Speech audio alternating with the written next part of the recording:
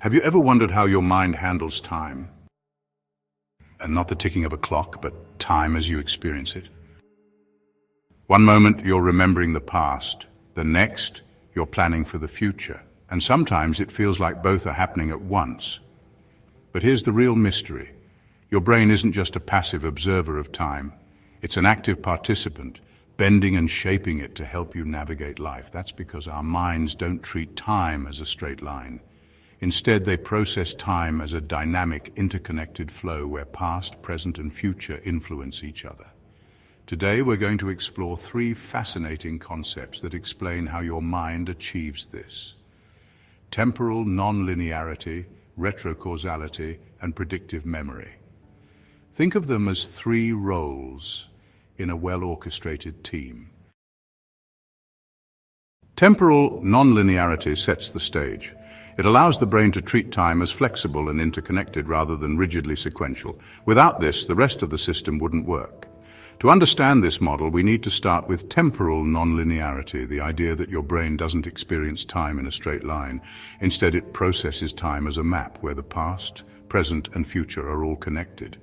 This is why memories don't exist in isolation. When you recall an event, your brain doesn't just play it back like a movie. It reshapes it, connecting it to your current thoughts and even your future expectations. For example, think about a cherished memory, a vacation, or a big accomplishment. Now imagine something about the present changes that memory. Maybe a friend reveals they didn't enjoy the trip as much as you did. Suddenly your brain reevaluates that memory, weaving it into a new context. That's temporal nonlinearity at work. It ensures that your understanding of time is fluid, not fixed. Now, let's take this a step further.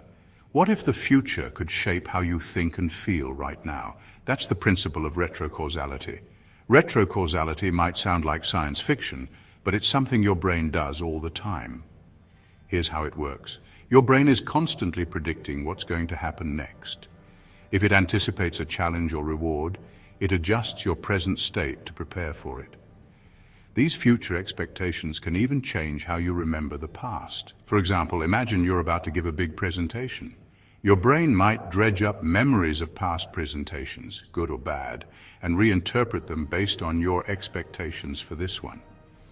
If you're nervous, you might suddenly remember a stumble you'd forgotten about, as if your brain is saying, let's learn from this, just in case. This isn't just anxiety, it's a survival mechanism. Retrocausality ensures that your mind doesn't just react to the past, but proactively prepares for the future, weaving future possibilities into your current thoughts.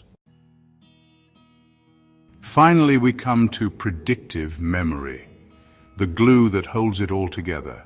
Predictive memory is the brain's ability to use past experiences to model the future. Think of it like running a simulation. When you face a decision, your brain pulls data from your memories, combines it with your current situation, and projects it forward to predict what might happen. But here's the twist. These predictions don't stay in the future.